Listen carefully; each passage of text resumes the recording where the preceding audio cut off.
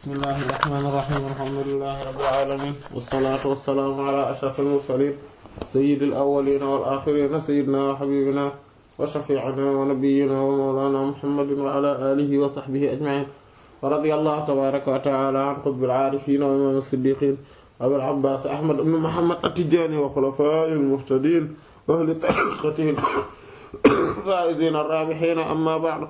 qaala sayyid ash-shaykh al-allaama sayyid Muhammad ibn Hasan ibn Abdullah ash-Shanawi al-Faasi at-Tijaani radiyallahu ta'ala anhu wa ardaahu anna bihi fi ithaaf al-khill al-wafi bi sharh alfaaz al-hizb as-sayfi bi-isnaad al-muttasil min awwal kitaab ilayhi wa qaala ta'aala walladhiina idhaa fa'aluu faahishatan aw zalamuu anfusahum dhakaruu Allaha fastaghfaruu lidhunuubihim wa man yaghfiru dhunuuba illa Allah.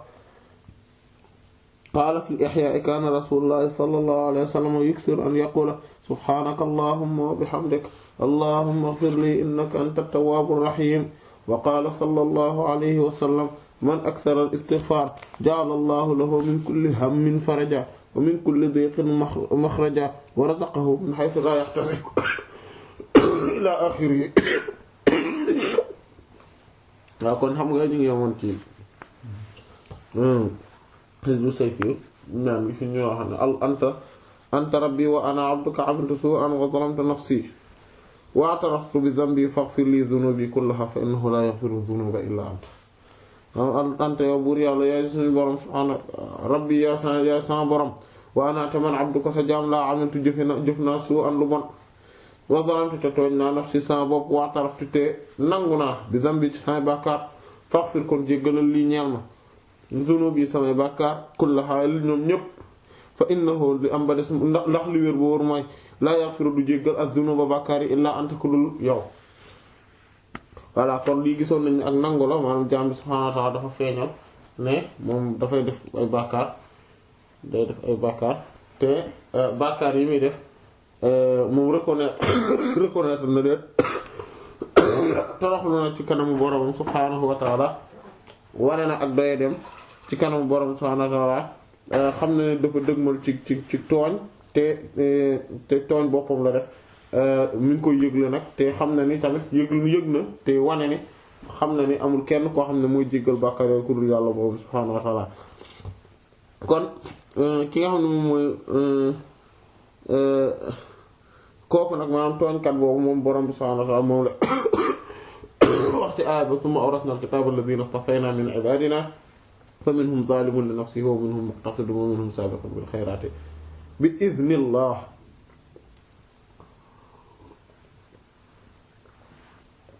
kon kooku nga xam ne moom kon kii tooñ boppam moom mooy ku njëkk ki ndeyam maanaam kon ndono yi dañoo doonale téere bi ñenn ñi nga xam maanaam ñi nga xamante ne dañ leen a tànn ci suñu jaam bi am na ci ñu tooñ seen bakkan dégg nga moo tax baat bi fay fii nii maanaam ñu tooñ seen bopp nafsihi moo tax ñenn ci awliya yi ku mel ne al imam ibn Arabi radiyallahu anhu moom tekkewu ko li nafsihi maanaam boppam en tant que tel mais bakkanam lay wax maanaam mooy xañ na ay àqu bakkanam.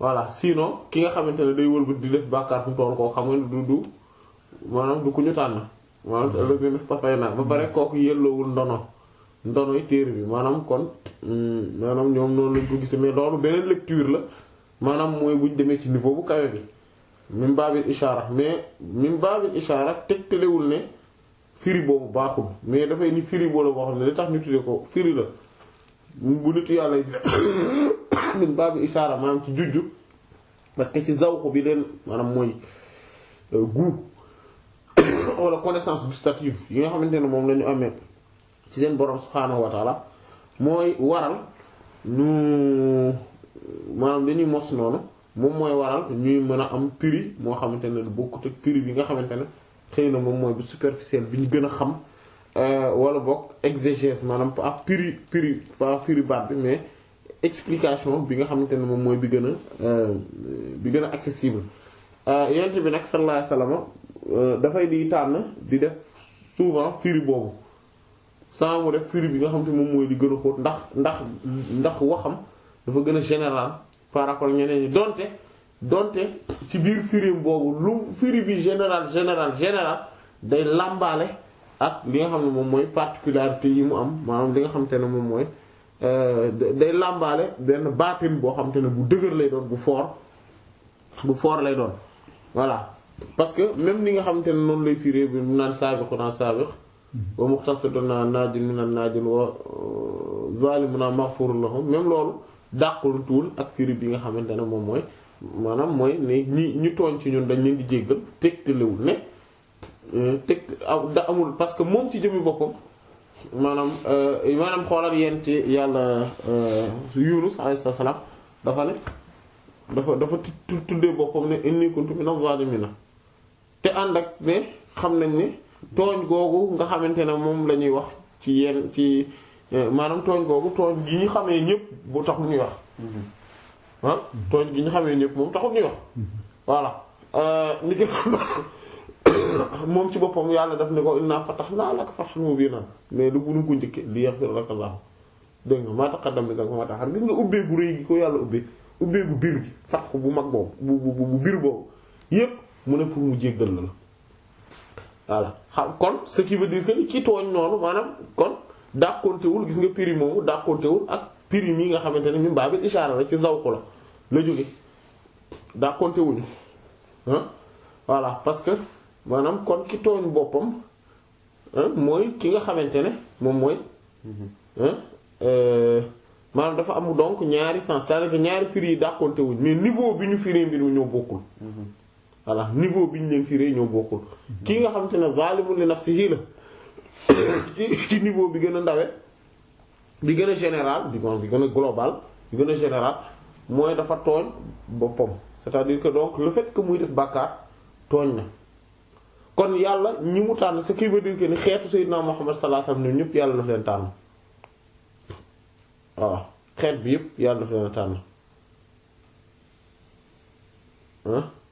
gis nga sànk rek subhaanallah gis nga luñ doon jàmbatu di ko way nii léegi rek boo xoolee day sallima ala sayyidin gis nga xussat shafaa'atuhu zawil kabaa'ir kay yanju minan niqami voilà waaw waaye kii la ci xilaaf zahab la rek voilà d'ailleurs moo ko jeexal voilà mooy kon nga sëlmal ci sallim ala sayyidin ci sang boobu nga xam ne màgg na màggaay ba tax xusat ñu jagleel shafaa'atuhu ak rammoom zawil kabaa'ir borom bàkkaar yu mag yi kay su ko defee yan ju ñu mucc mi nan di xamee ci buggal yi waaw shafaat yi naka la ko waxee sax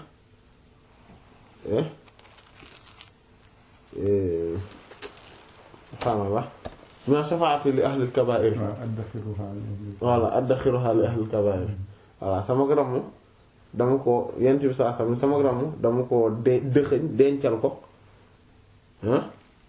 ñeen li nga xamante ne ñoom ñooy borom maanaam borom bàkkaar yu mag yi maanaam kon ram boobu yent bi sallallahu alayhi wasallam bu di defal nit ñi maanaam ñu ci xeet bi nga xam ne moom la gaa yi di yaakaar pour bañ a dem sawara deful du dem ci gaa yu baax yi mu di leen ko defal déedéet day bàyyi maanaam ñi nga xamante ne ñoom ñooy borom bàkkaar yu mag yi nga xam ne ñoom amuñu dara doon lu ñu yaakaar ngir mucc ñooñu la ko préparé waaw kon xeetu Seydina Muhammad sallallahu alayhi wasallam ñoom ñëpp ñu yàlla tànn lañ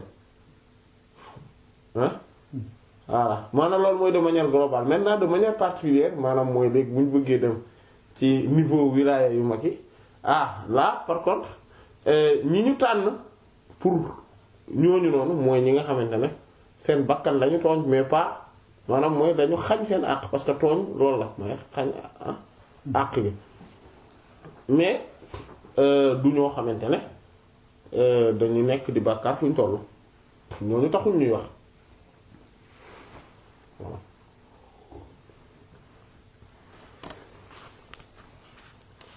dégg nga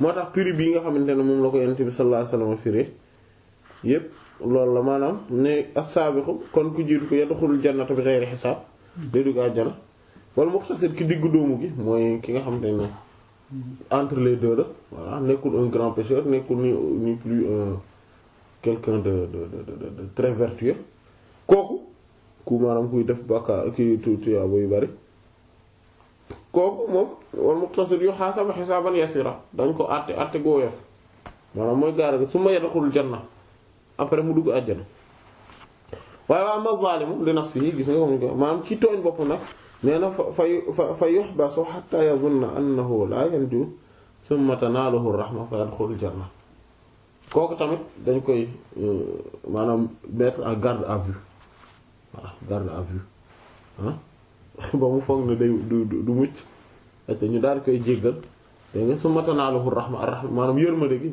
la miséricorde divine mu accéder ci moom mu accès ci moom puis fa yadkhulul janna mu dugg àjjana dégg nga rawahu Abu Dawud imam Abu Dawud dafa moo ko solo rahmatullah alayhi foofu lañ ñëwoon wa qaala wax nag léegi nag fii ta'ala aji kaw ji fi ñu yàq fi ñu war tam mooy mu ne walladina gaa yi nga xam ne idha fa'alu suñu defee fahishatan ak njoom bu téef aw wala boog zalamu ñu tooñ anfusahum seen bakkan wala seen bopp zakaru dañuy tudd allah yàlla ñu wëlbati ko fàttali ko yàlla fastaghfaru ñu daal di wëlbatiku daal di ca saase nag maanaam ñu daal di jéggalu li zunubihim ñeent seen bàkkaar yi mu daal def jumlatun i'tiradiya wa man yaghfiru ana kan mooy jéggal az-zunuba bàkkaar yi illa Allah ku dul yàlla maanaam kenn du jéggal bàkkaar yi ku dul yàlla muy sourate Al Imran aya 135 léegi qaala wax na fil Ihya Ihya Ulumuddin Ghazali rahmaan nee na kaana Rasulullah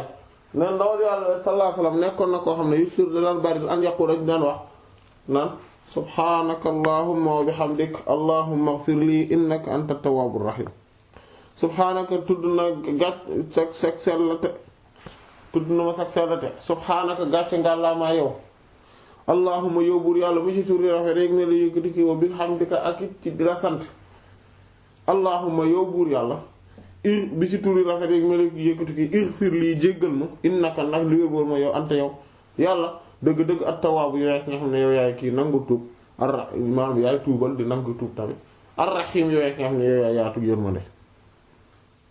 Yonent bi sallallahu alayhi wasallam bari woon na lu mu def nii wa qaala wax na tamit ñoom Yonent bi ba tey sallallahu alayhi wasallam ne man aksara ku bari al istighfar mooy baat astaghfirullah ja'ala dana def allah bur yàlla wa ñeel ko min kulli hammin ci gépp tiis farajan ak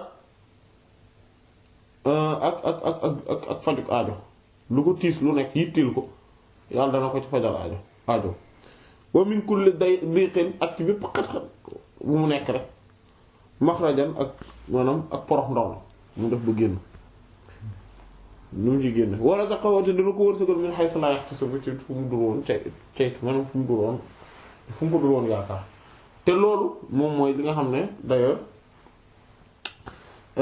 xadis bi am na ci beneen riwaaya man lazama istighfar waaw ku takkoo ak istighfar baatu voilà maanaam baatu lazamu la jëfandikoo mooy comme lazim voilà comme lazim voilà man lazama istighfar ja'ala Allahu lahu min kulli hammin farajan wa min kulli diqin makhrajan xadis la bu nekk ci sunan yi voilà maanaam kon ku takkoo ak istighfar ku ko saxoo voilà te xam nga boo saxoo suba sans ngoon sans taxoo nga kii moo tax yi ñuy wax rek d'ailleurs tout à l'heure là le message que je t'avais montré sur voilà qui demandait un argumentaire par rapport à voilà c'est ça, c'est ce que je lui avais répondu. Je lui avais dit que en fait il y a rien dont Cheikh Ahmed Tidiane radiyallahu anhu a dit comme faveur et grâce envers ses disciples qui leur sont spécifiques et exclusifs.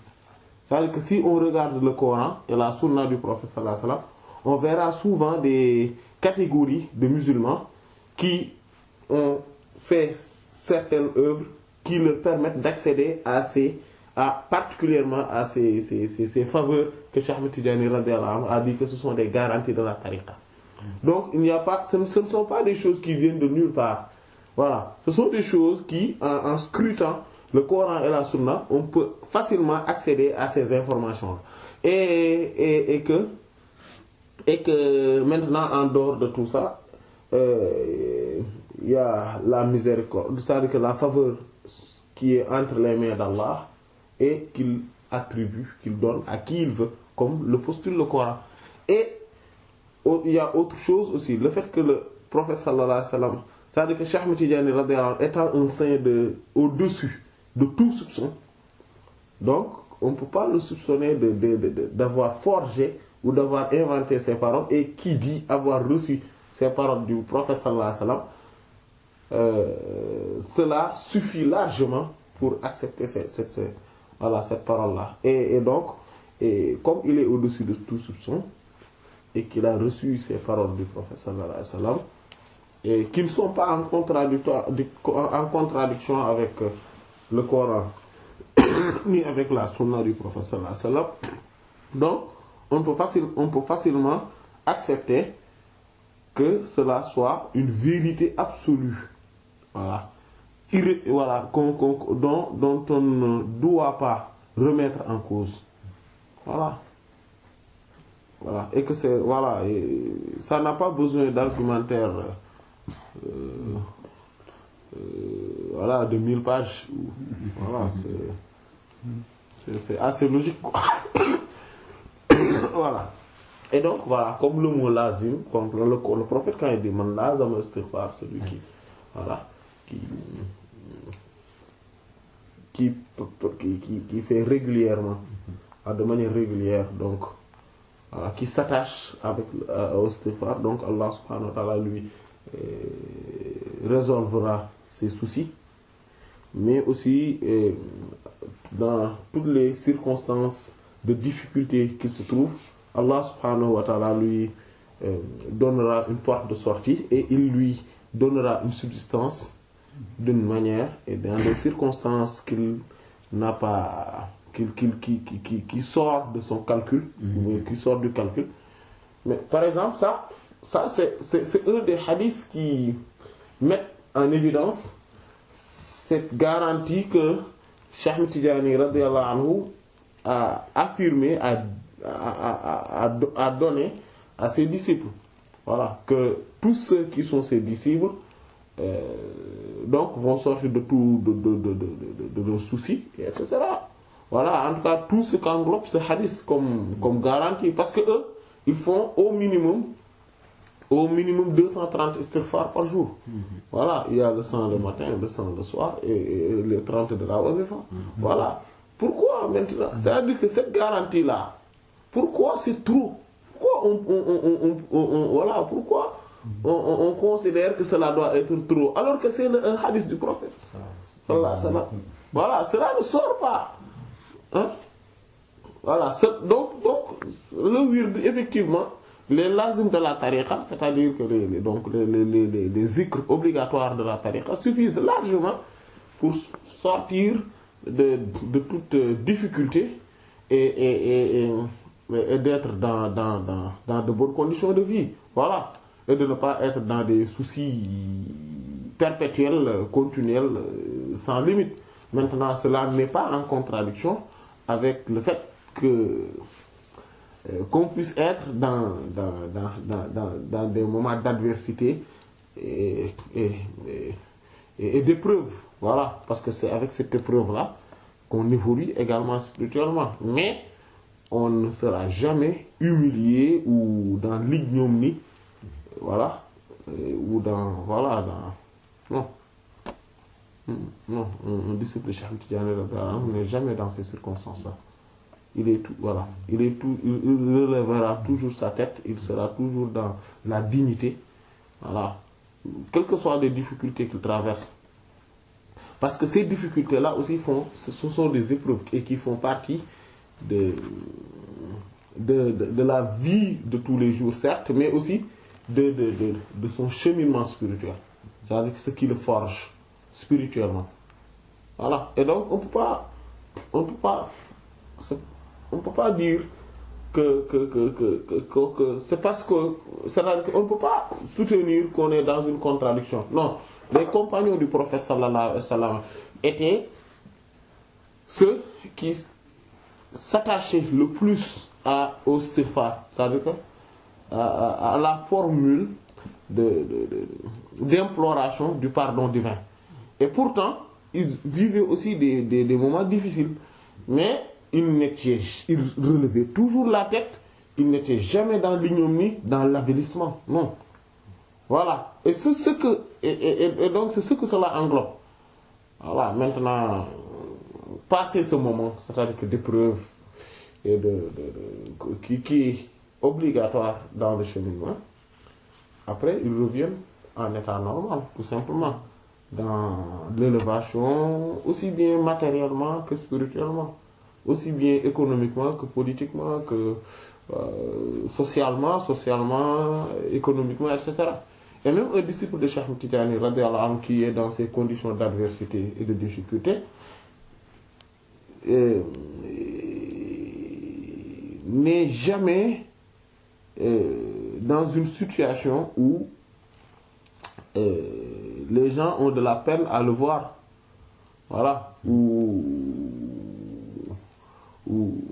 le regard d'un œil de pitié, non, il est toujours dans la dignité, dans la noblesse, dans l'honneur, voilà, c'est ça aussi, c'est ça, voilà, donc voilà pourquoi on douterait de cette situation-là, de ce statut, alors que c'est le prophète lui-même sallallahu alayhi wa sallam qui l'a affirmé pour tout le monde déjà. Que dirait-on pour celui qui reçoit les flux et lumières directement de Cheikh Tidiane radiyallahu anhu, du prophète sallallahu alayhi wa sallam, par le biais, par le canal de Cheikh Tidiane radiyallahu anhu. Voilà. Pourquoi? Ala kulli halin. Voilà.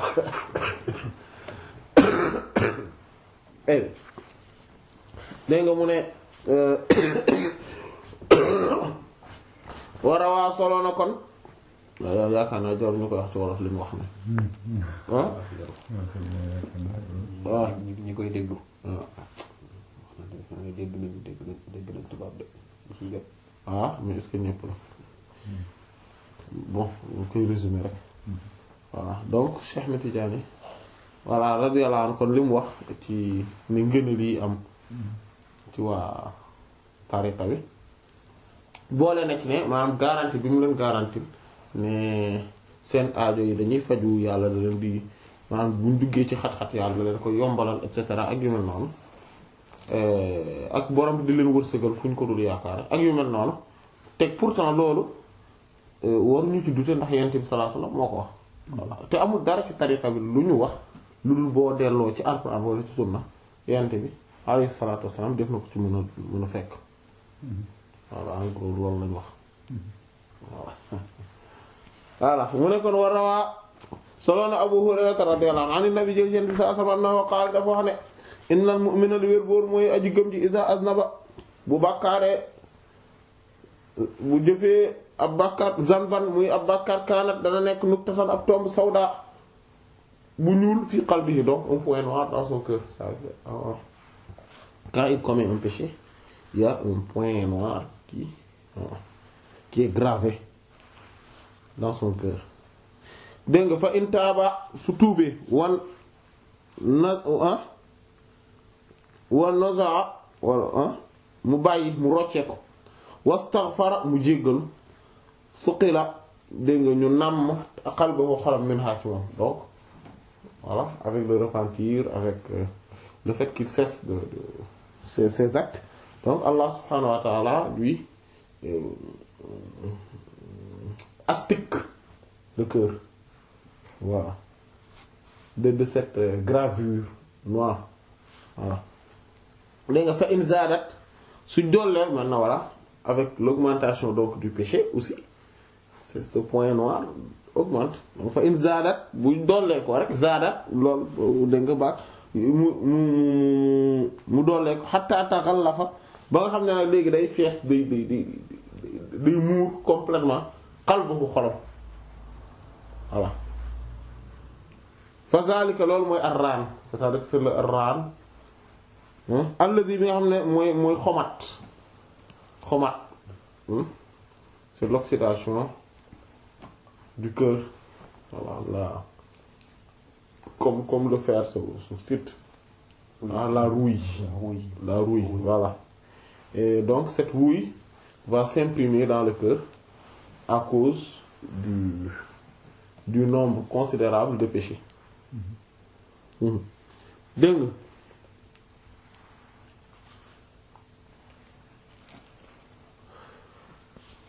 dégg nga kon boobu la mooy c'est ce que Allah subhanahu wa ta'ala mentionne, il dit que c'est voilà fa zalika ar-ranu alladhi zakarahu Allah azza wa jalla fi kitabi, c'est ce que c'est cette oxydation, cette rouille là du cœur qu'Allah subhanahu wa ta'ala mentionne dans son livre quand il dit kalla bal rana ala qulubihim ma kanu yaksubun. Eh bien que non. Et donc ce qu'ils ont acquis comme ce qu'ils ont commis ou bien ce qu'ils ont acquis comme acte, voilà, à rouiller, à oxyder complètement leur cœur. Sourate Mutaffifina donc kallaa jaajul balli fi nekk raana xomaat la woon ala xomaat naa bu mag ala quluubihim seen xol yi maa la nga xam ne kaanu nekk nañu njëkk si bu na di ko fàggu. Sourate Mutaffifina aaya 14. warawaa solo na ba tey Abu Hurayrata radiyallahu ta'ala an nabi jël ci Yonent bi sallallahu alayhi wasallam annahu qaala nekk moom Yonent bi sallallahu alayhi wasallam qaala nee na inna Allah li wér boor ma buri Yàlla subhaanahu wa ta'ala ak selam la yarfa'u dana yéegiti ak daraja lil abdi ñeel jaam bi fil jannati ci aljanna fa yaqulu mu ne rab ya rabbi aw sa borom ana fan lii la ma ñeele haadihi lii fa yaqulu mu wax buri Yàlla azza wa jalla màgg na tedd na bistighfaari ci sàkku njéggal wala daka sa buur sa doom laka ñeel la intaha foofu la maanaam li mu toxale ci Ihya voilà. Donc ça aussi c'est un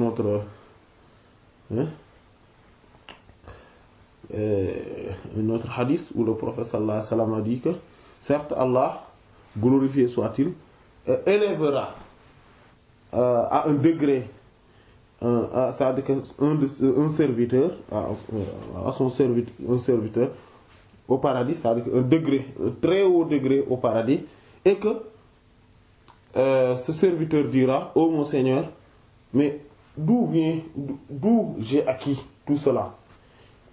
Et Allah, majestueux ou tout puissant et majestueux soit-il, répondra: c'est à cause de l'imploration de, oui, c'est grâce, oui.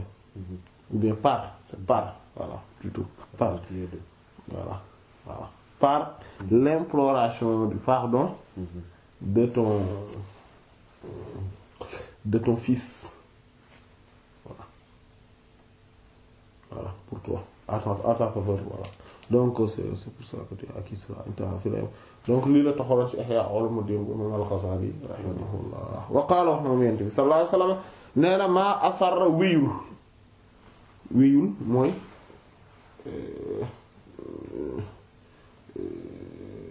insister, voilà, maanaam nuur ci bàkkaar ma sarra maanaam nuurul ci bàkkaar. donc man ki nga xamante ne istaghfara day jéggalu wala wa aada donte dellu na fil yawmi ci bis bi 70 marra juróom-ñaar fukki yoon. waaw donc kooku duñ ko mën a considérer comme ku ñuy tuddee al-musirr. Al-musirr mooy ki nga xamante ne c'est quelqu'un qui insiste et persiste, voilà, celui qui persiste dans les péchés. Voilà, donc ici le professeur Assam dit que celui qui demande, c'est-à-dire qui implore le pardon d'Allah subhanahu wa ta'ala n'est pas considéré comme étant quelqu'un qui persiste dans ses péchés. Voilà. Même si à chaque fois il revient pendant le même jour 70 fois sur le même péché, il se repent encore, c'est-à-dire qu'il demande encore pardon, il n'est pas considéré comme étant celui qui persiste dans ses péchés.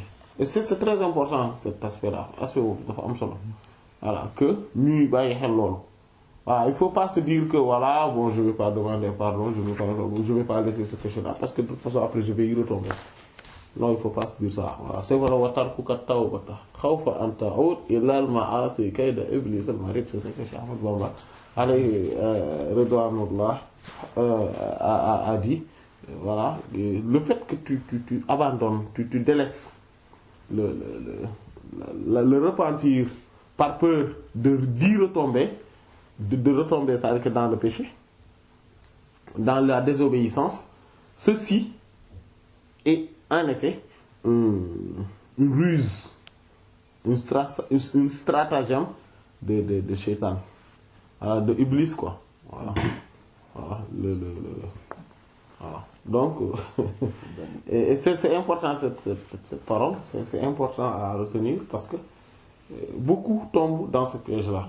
Ah, c'est un piège énorme que Iblis a tendu à beaucoup de gens parce qu'il les a fait embellir cette conception de ne pas venir tout le temps se repentir. Bon, maintenant, cela ne veut pas dire que je vais me repentir, je vais demander pardon à Allah subhanahu wa ta'ala aujourd'hui et que tout en sachant que je vais y retomber c'est-à-dire expressément, c'est ce que, voilà, sciemment, c'est ce qui n'est pas bien. Voilà, c'est-à-dire qu'il faut toujours être sincère dans le repentir. Maintenant, la faiblesse de l'être humain, c'est-à-dire que du serviteur, de l'esclave, peut le faire retomber dans ce péché. Ça, ce sont des choses qui peuvent se concevoir. Voilà. Donc, voilà. Mais l'essentiel, c'est d'être toujours dans le repentir. Voilà, dans cette perspective de repentir. Parce que pardon. Voilà. Et de demander pardon. Et d'ailleurs, c'est une station, en fait, c'est la première station spirituelle. Parmi les qu'on appelle les maqamatul yaqin, donc les stations de la certitude. Voilà, c'est ce repentir-là. Donc il faut toujours être dans ce repentir. Et que jamais, quand on traverse une station, on ne le traverse pas comme quand on fait un voyage physique. Quand on fait un voyage physique, quand on traverse, c'est-à-dire qu'on quitte Paris, on va à Marseille. Quand on traverse Lyon, on a traversé, c'est bon. Et puis, il est derrière nous. Non, dans le voyage spirituel, c'est pas comme ça. Dans le voyage spirituel, quand on traverse une station spirituelle, on le ramène avec nous. Voilà, c'est ce qu'on disait tout à l'heure. Voilà. Donc, comme on le ramène avec nous, si on a des lacunes dans cette station spirituelle-là, ces lacunes nous suivent aussi dans les autres stations. Wow. Voilà. Donc, il faudrait aussi, dans chaque station spirituelle, essayer de parfaire notre... et de parfaire notre agissement, notre comportement, nos convenances, voilà, les règles de bienséance, notre manière de suivre le modèle parfait du prophète sallallahu alayhi wa sallam. Voilà, c'est comme quelqu'un qui, dans une classe, qui est en sixième et il doit passer en cinquième, il a une moyenne de 10, il avait des lacunes. Il a une moyenne, donc il passe en classe supérieure. Et celui-là, même s'il demande de redoubler, on va lui refuser. Donc, il doit passer. Mais ces lacunes, il va les emporter dans l'autre classe. Et ça, c'est une chose que beaucoup ne connaissent pas, mais également ne prennent pas en compte dans leur façon d'agir. C'est-à-dire que quand ils regardent quelqu'un qui est au-dessus d'eux, ils se disent que, comme lui, il fait ça, non, c'est pas grave. Alors que non. Et au niveau spirituel, c'est-à-dire qu'à un moment donné dans l'évolution spirituelle, on est dans une compétition. C'est-à-dire qu'on n'est pas dans une compétition comme dans ce bas monde où tout est régi par le nafs, par l'âme, par l'ego. Non. Là, c'est une autre dimension de la compétition spirituelle. Et à ce niveau-là, on ne peut pas se permettre d'avoir certaines lacunes au risque d'être dépassé et d'être au risque même de perdre une relation privilégiée entre soi-même et son Seigneur subhanahu wa ta'ala qui ne sera plus jamais pour l'éternité de l'éternité rattrapée. Voilà. C'est pour cela il faut toujours suivre, il faut toujours mettre devant soi-même le modèle prophétique, pas quelqu'un d'autre. Voilà, le modèle prophétique, sallallahu alayhi wa sallam, pas quelqu'un d'autre. Parce que si on met quelqu'un d'autre devant soi, on risque de se tromper gravement. parce que la station spirituelle dans laquelle celui-là se trouve peut nous tromper, nous. Voilà, peut nous tromper dans notre agissement. Voilà. Et une chose, quelle que soit la chose, si tout le monde le fait,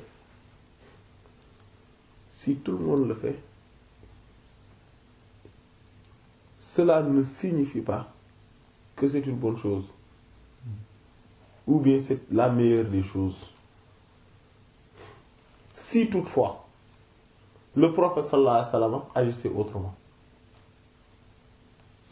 Voilà. Ou demandait, ou avait ordonné, ou avait dit clairement de faire, d'agir autrement. Et ça, c'est un principe qu'il faut toujours avoir en tête. Et de ne jamais le perdre de vue. Ce principe-là, il ne faut jamais le perdre de vue. Voilà. Comme on l'avait vu dans Yaqutatul Haqa'iq, c'est que Cheikh Ahmed Tidiane radiyallahu anhu avait dit quand il parlait les stations de la proximité. Voilà. Que quelqu'un peut, quand il traverse l'autre étape, donc il y a des nouvelles, parce que à chaque station, chaque étape, il y a des nouvelles consignes, des nouvelles des nouveaux droits, des nouvelles convenances et règles de bienséance à adopter. Et les manifestations, c'est-à-dire que les théophanies ont également des droits nouveaux, donc de nouveaux droits. Et donc, il y a aussi de nouveaux devoirs qui incombent aux serviteurs. Voilà. Voilà. Maintenant, il faut avoir bien sûr un certain niveau pour passer à l'autre étape. Mais quand on atteint ce niveau et qu'on n'a pas totalement qu'on a des lacunes, on peut passer à l'autre niveau, mais on va emporter nos lacunes. Et donc ce qui fait que c'est pour ça qu'on voit des gens qui arrivent très loin mais qui ne peuvent jamais être élus, par exemple Paul.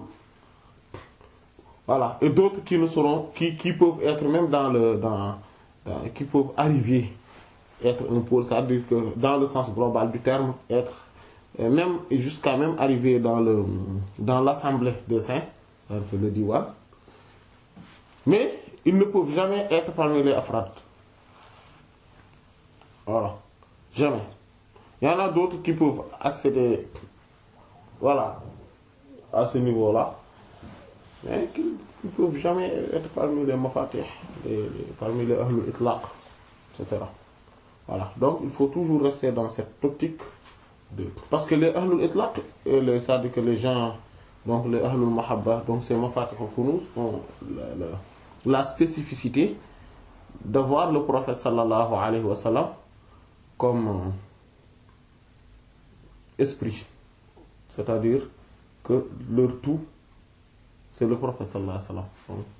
Voilà, qui sont absorbés. Voilà, ils sont absorbés, voilà. Et donc ils agissent à travers le prophète sallallahu alayhi wa sallam. Et donc voilà, c'est le prophète sallallahu alayhi wa sallam qui agit aussi à travers eux.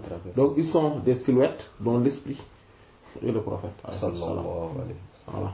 Donc et ça pour y arriver et ces gens-là, les premiers, les plus grands, donc ce sont les grands mafatih al-kunuz qui aient jamais existé, ce sont les 4 khalifes d'ailleurs, d'où ces 4 là, ce sont les afrad. Donc ces 4 khalifes bien guidés, bien dirigés, Sayyidina Abu Bakr, Sayyidina Umar, Sayyidina Osman, Sayyidina Ali radiyallahu anhu, constituent sont les principaux mafatih al-kunuz, donc les 4 à l'époque du prophète sallallahu alayhi wa sallam. Mais après aussi, donc ce sont ces 4 là qui sont remplacés par les 4 mafatih al-kunuz, mais aussi par les afrad. C'est-à-dire que donc les afrad ont pris les singuliers, donc les isolés, ont pris leur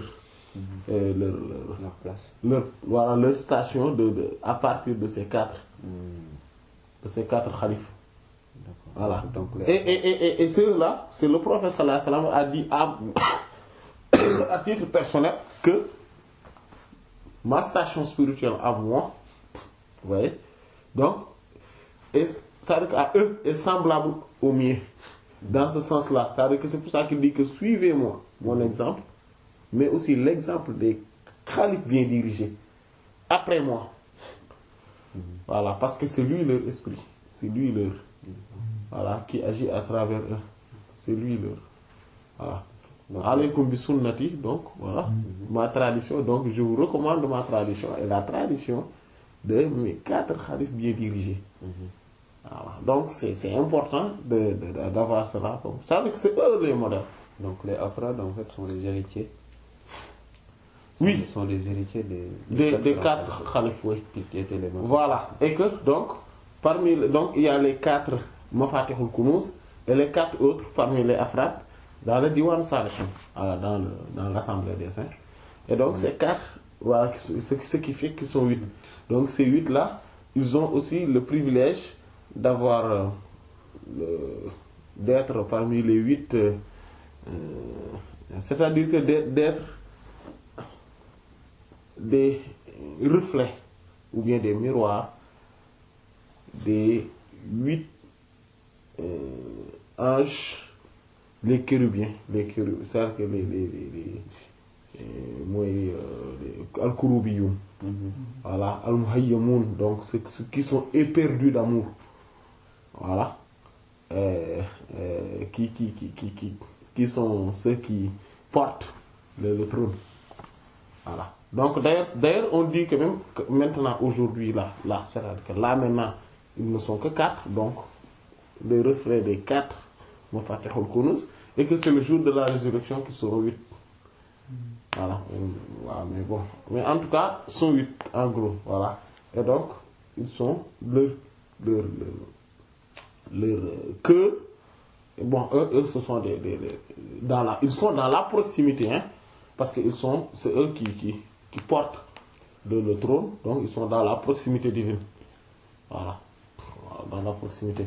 Et donc, c'est leur cœur, donc, le cœur des afrades est modelé, c'est-à-dire que est dans le modèle parfait de ceux-ci, de ces anges-là. Voilà. Donc, il faut. Mais rien ne se fait sans le suivi strict. C'est-à-dire qu'à partir dans cette compétition, le niveau ou la prééminence, la primauté s'acquiert à travers le suivi du modèle parfait du prophète sallallahu alayhi wa sallam. Voilà. Sans cela, rien n'est assuré, rien n'est acquis. Rien n'est garanti. Voilà, rien n'est garanti. Voilà, c'est pour ça qu'Allah subhanahu wa ta'ala nous inspire ce suivi du modèle parfait. Sallallahu alayhi wa sallam. Voilà. Et que, voilà, c'est pour ça que le Coran insiste beaucoup sur cela. Si vous le suivez, vous serez bien guidé. Voilà. Man yuti' ar-rasul faqad ata Allah. Celui qui suit le message, l'envoyé, il a certes suivi Allah. Voilà. Certes, il y a la personne du message de l'envoyé d'Allah sallallahu alayhi wa sallam, le modèle parfait. Le modèle parfait. Suivre. Voilà. Donc c'est ça. Il ne faut jamais perdre de vue cet aspect-là. Jamais. Il faut jamais. D'où l'importance de l'étude des hadiths, de la science des hadiths. C'est pour ça que Imam Ash-Shafi'i radiyallahu anhu disait que moi, quand je vois les disciples, ceux qui étudient, les étudiants du hadith, c'est comme si je vois le prophète, c'est-à-dire que c'est comme si je vois les compagnons du prophète sallallahu alayhi wa sallam devant moi. Voilà. Parce que eux, ils rapportent directement les paroles du prophète. Le prophète dit ça, le prophète faisait ça, etc. Maintenant, s'il suit, c'est-à-dire que si après tout ça, après cette science, parce que celui qui a cette science-là a un avantage immense, énorme, sur tous les autres. C'est pour cela, même parmi les afrad, parce que les afrad, normalement, ce sont des gens qui se fondent dans la masse, donc qui sont parmi les communs, et qui n'ont aucun magistère, donc ils ne sont pas connus de la masse populaire, ils n'ont aucune responsabilité, et donc ce sont des gens, voilà, qui sont juste dans le suivi du modèle prophétique, sallallahu alayhi wa sallam.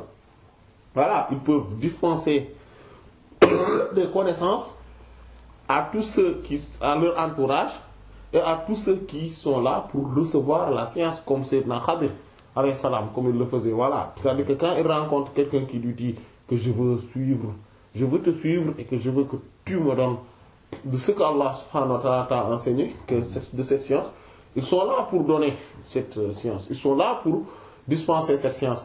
Et ils le donnent pour ceux qui veulent en prendre, et quand ils voient que l'autre ne veut pas prendre, ils laissent. Voilà, ils laissent tomber. Et ils n'aiment pas beaucoup les questions aussi.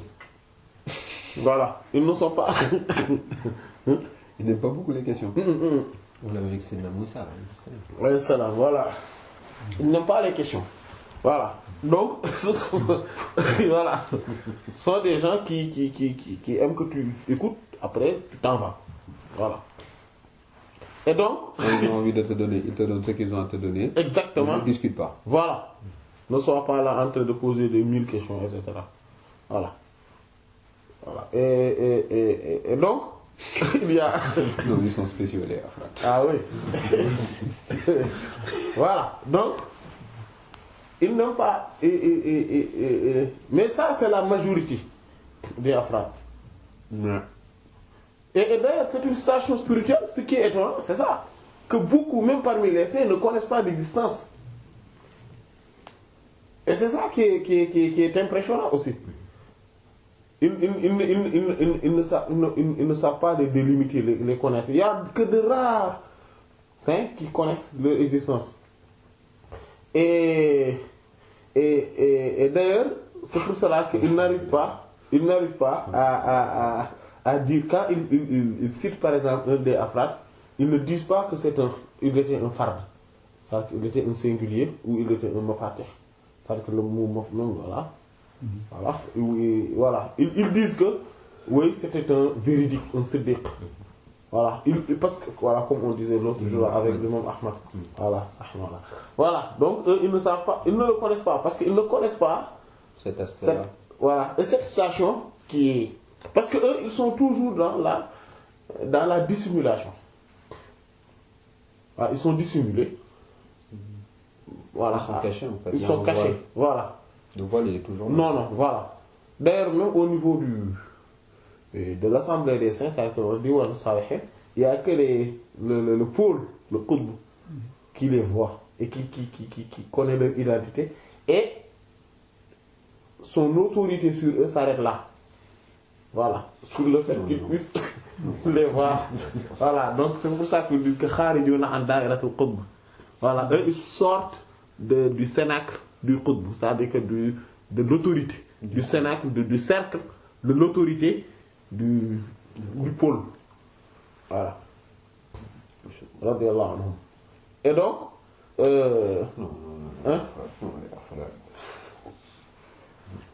mais ça c'est la globalité des afrad, c'est la généralité. Mais il y en a parmi eux. Donc comme ils passent inaperçus, ils sont comme le commun, etc. Souvent, mais ils sont dans la pratique stricte. Voilà.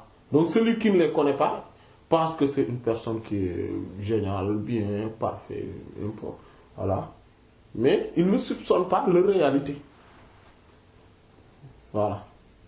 Et puis comme ils ne sont pas nombreux non plus. Parce que ils ne sont que 8. Bon, il y en a d'autres qui sont des mafat, c'est-à-dire que des ahlul itlaq, qui sont aussi rarissimes. Voilà, il n'y en a pas, les ahlul itlaq, on les compte avec la main. Voilà. Donc d'ailleurs, il y a même parfois des époques qui peuvent passer sans boire, sans qu'il existe ces genres de personnes-là. Les ahlul itlaq. Oui. C'est pour ça qu'on est dans une époque bénie. Alhamdulillah. Alhamdulillah. C'est pour cela que beaucoup de saints ne les connaissent pas, ne connaissent même pas leur existence. C'est à cause de ça. Voilà. Voilà. Et donc, parce que eux, ils sont même au-dessus de cette compétition-là, des assemblées des saints. Parce que dans le Diwan de Salihin, c'est toujours, il y a une compétition farouche. Ouais. C'est-à-dire que chacun veut la place de celui qui est devant. Compétition acharnée. Pour Voilà. prendre la place de l'autre. Voilà. De celui qui est devant. Il regarde tout le temps devant lui. Voilà. Et chacun veut devenir le pôle. Ah oui, normal. C'est le plus rapproché d'Allah. Celui qui, voilà, qui a plus de manifestations divines, qui a plus de secrets, d'intensité des dons et des flux. Voilà. Donc, et des connaissances gustatives aussi. Voilà. Des ouvertures illuminatives, etc. Donc c'est lui qui en a le plus. Et tout passe par lui. Donc tout le monde veut prendre cette place-là. Et donc on est. Et le Qutb aussi est un des fards. C'est pour cela qu'il peut les voir, qu'il peut connaître leur identité. Parce qu'il en fait partie. Des fards. C'est pour ça qu'on l'appelle Al-Fardul Jamia, le singulier rassembleur. Voilà. C'est aussi un des noms du pôle. Voilà. C'est pour ça que le pôle est appelé ainsi. Le singulier rassembleur. Voilà. Mais, voilà, donc là où j'en venais, c'est que il y en a parmi ces afrades, ces singuliers, quelques rares, qui sortent du lot. Qui sortent du lot même des singuliers. C'est-à-dire qu'ils n'ont pas totalement leurs caractéristiques. Ceux-là ont des magistères. Donc, ceux-là sont les plus élevés parmi les afrades.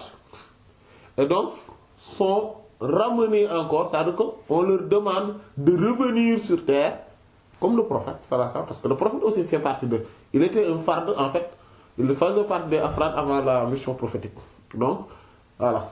Et donc, on leur demande de revenir sur terre pour enseigner, pour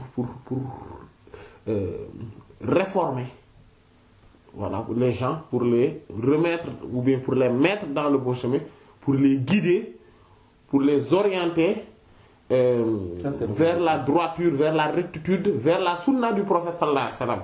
Ça, c'est le rôle des singuliers. Certains, les plus élevés parmi eux, mais sont aussi rares parmi ces gens-là. Parce que normalement, eux, on ne les connaît pas. Voilà. Ils sont dans le palais. Ils sont au palais de la République, comme aussi on dit, donc dans le palais de la haute instance ou de la présence divine. Hein? Ils ont leur caisse noire. Donc, ils n'ont aucune responsabilité, méconnue et inconnue de la masse populaire, même des saints. L'assemblée des saints. Oui, même des saints. Et donc, eux, voilà, ils voient tout ce qui se passe chez la masse populaire. Ils voient tout parce que eux, ils voient par Allah. Voilà, ils connaissent par Allah. Ils entendent par Allah, etc. Donc c'est Allah qui est leur oui, qui est leur vue, qui est leur intellect, qui est leur cœur, qui est leur tout. Donc c'est ça. Donc c'est l'essence prophétique, sallallahu alayhi wa sallam, qui est en eux. C'est ça. Donc normalement ces gens-là, c'est Mafatih al-Kunuz, donc les clés des trésors, qui sont des gens de l'absoluité totale, donc ils n'ont aucune restriction dans rien. Dans rien. Donc ils voient le monde, ils voient l'univers par Allah, donc depuis la pré-éternité jusqu'à l'éternité de l'éternité. Oh, moi. Et d'un seul coup. Voilà. Deux secondes. Mais non, eux, ils ne descendent normalement. C'est-à-dire que ces gens-là, ils ne reviennent pas dans la masse. Voilà, souvent, ils ne reviennent pas dans la masse. Ils ont juste la capacité de s'adapter à la masse. C'est-à-dire que quand ils viennent quelque part, ils sont comme moucher tout le monde. Donc, ils sont insoupçonnés. Mais ils ne reviennent pas dans la masse. C'est-à-dire, ils n'ont pas de rôle précis dans la masse. Comme par exemple, quand on prend un ministre qui a un rôle précis. Mais quelqu'un qui est dans le palais de la République, qui n'a pas de rôle précis, de mission précise, et qui est auprès du président de la République, parce que le président l'a rapproché de lui. Et on a fait un conseiller. Voilà, par exemple. Et donc, qui a une influence totale dans tout, dans toute la politique du gouvernement. Eux, ils ont plus que ce que les députés ont. Parce que les députés voient le Premier ministre ou le président de la République 1, 2 fois, 3 fois par année. Alors que lui, il est auprès même du président de la République. Donc, il y a une différence. Donc, c'est pour ça que ils ont beaucoup de choses que même l'Assemblée des Saints n'ont pas. Par exemple, ils sont avec le professeur ensemble tout le temps. Alors que l'Assemblée des Saints, les gens du Diwan n'ont pas ça. Le prophète est là-bas pendant le cadre et c'est bon. Est-ce que même ils peuvent le voir? Oui, bon, ils le voient, mais que rarement, que là-bas.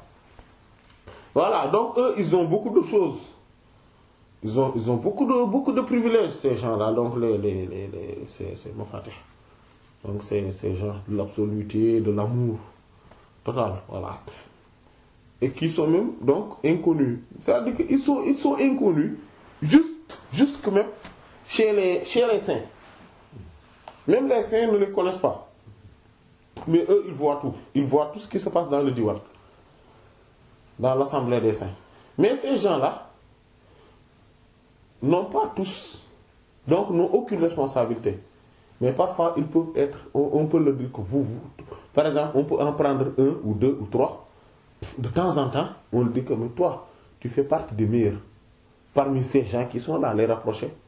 Donc, je te renvoie chez le peuple pour que tu fasses, voilà, tu joues tel rôle. Voilà, c'est-à-dire que donc le rôle même du prophète, sallallahu alayhi wa sallam, orienter les gens, recadrer les choses, voilà, prêcher la bonne parole, avoir un magistère, enseigner la sunna, et voilà, donc et faire et d'assurer l'éducation spirituelle et l'élévation, l'ascension spirituelle des disciples. De certains disciples. Voilà. Alors que ça, pourtant, eux, ils peuvent le faire, les afrades. C'est pour ça, dans le Diwan Salihin, tout le monde assure l'éducation spirituelle, sauf les afrades. Les afrades, ils ne le font pas. Parce que c'est leur nature qui impose cette forme de dissimulation, voilà, de discrétion. Hein? Voilà. Maintenant, parmi eux, les meilleurs sont envoyés. C'est comme, voilà, c'est l'exemple que je donne parfois par exemple, Emmanuel Macron, il était là-bas, au palais, mais il était méconnu inconnu du peuple. C'était un conseil du président. Voilà, et pourtant, toute la politique économique de la France, c'est lui qui le gérait, c'est lui qui avait son influence. Quand les choses vont mal, il était le meilleur, c'est lui qui avait tout ça. Bon, on lui dit, mais maintenant, on te donne Bercy. Voilà. Prends le ministère de l'économie et gère la France. C'est ça. Ça veut dire qu'il y a des gens comme ça aussi.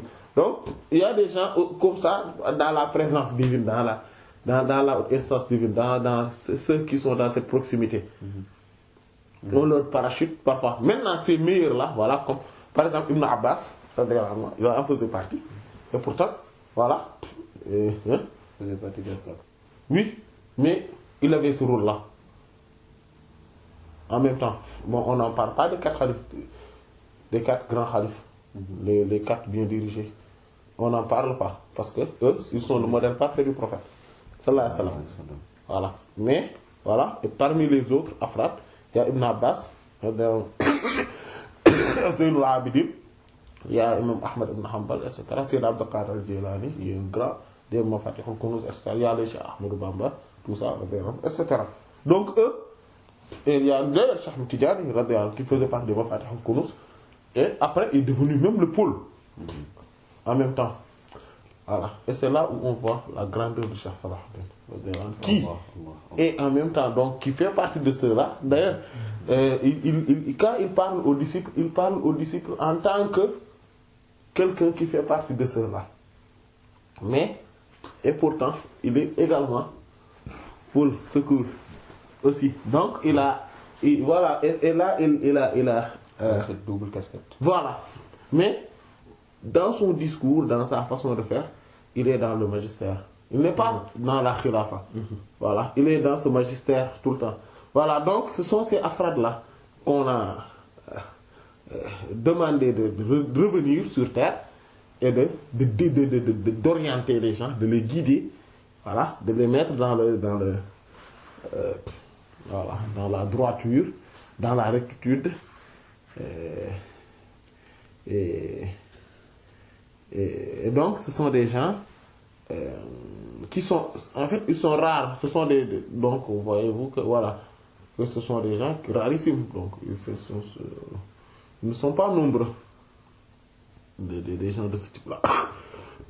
Mais ce sont les tout meilleurs afghans. Ce sont les tout meilleurs parmi les Ahlul Islam. Mais si on regarde bien, ce qu'ils ont de plus que les autres, c'est la maîtrise des sciences exotériques. La maîtrise des sciences exotériques qu'ils ont plus que les autres. C'est pour cela qu'ils puissent. C'est pour ça que c'est-à-dire que cette science exotérique, c'est-à-dire qu'ils reçoivent, parce que eux, ils l'apprennent apparemment, c'est-à-dire que de manière apparente, ils l'apprennent, mais en réalité, ils ne l'ont pas appris. En fait, ils l'ont appris certes, mais en réalité, ils l'ont abreuvé, ils l'ont irrigué directement des secrets et lumières du prophète sallallahu alayhi wa sallam. Et ce qui fait qu'ils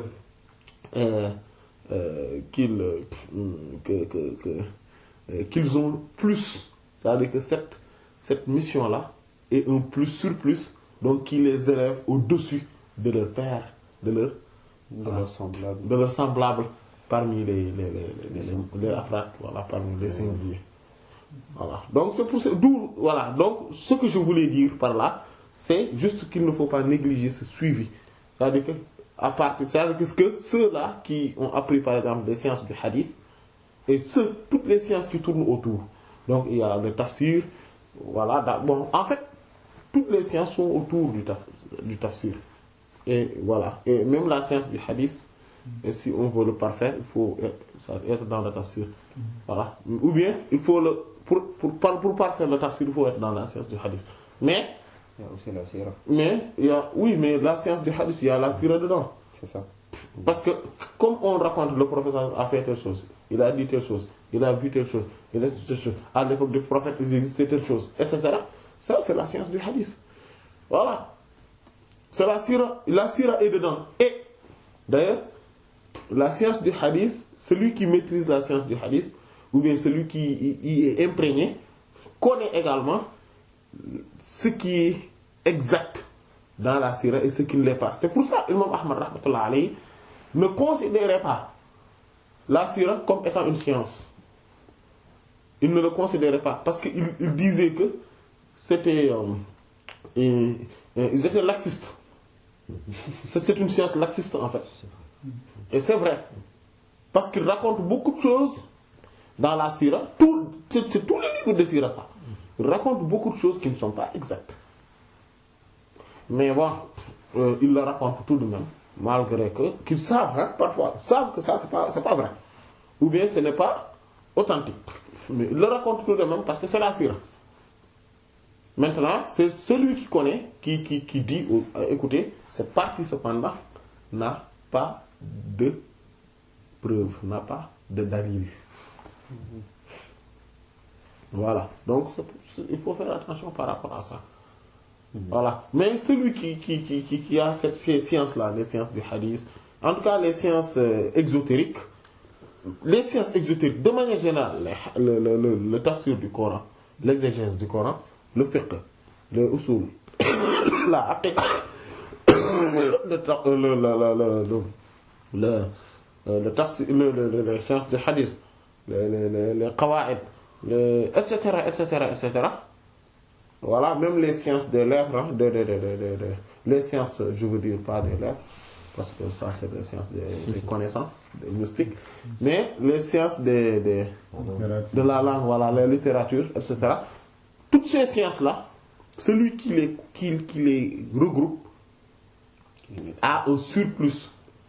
Même, c'est-à-dire que même s'il n'a que ça, il a un surplus par rapport à celui qui n'a que des sciences ésotériques. Maintenant, celui qui a des sciences ésotériques a aussi un surplus par rapport à lui. Mais celui qui regroupe les deux, c'est celui qui est le grand héritier. Voilà, c'est celui qui est le grand héritier. Et ça, on n'en voit pas toujours. Voilà. C'est-à-dire que les deux pris séparément, on n'en voit pas tous les jours.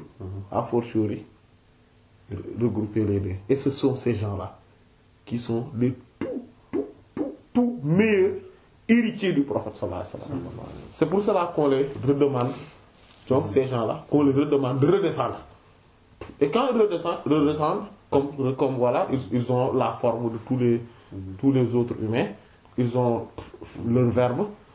Bon, même si dans leur verbe, c'est-à-dire que dans leur langage, il y a cette lumière, il y a une connaissance approfondie des choses, et ils ont aussi cette pureté, voilà, sur toutes ces formes. Et ce sont des gens que beaucoup ne peuvent pas soupçonner à cause de l'apparence des sciences exotériques. Voilà. Alors qu'il y a les sciences ésotériques à l'intérieur. Voilà. Et donc ils se fondent dans la masse de cette manière-là, mais pas d'une autre manière. Mais de cette manière-là, parce qu'ils sont les modèles parfaits. Vraiment. Voilà. Les grands héritiers du prophète sallallahu alayhi wa sallam. Qu'Allah nous fasse partie de ces grands héritiers, de ces grands héritiers. Il en est capable. Et sa puissance est largement au-dessus de nous élire, de nous sélectionner parmi ceux-là. Voilà, qu'Allah nous le facilite, Inch'Allah. Voilà, wallahu ta'ala a'lam wa sallallahu alayhi wa sallam wa ala alihi wa sahbihi ajma'in. Subhana rabbika rabbil izzati amma yasifun wa salamun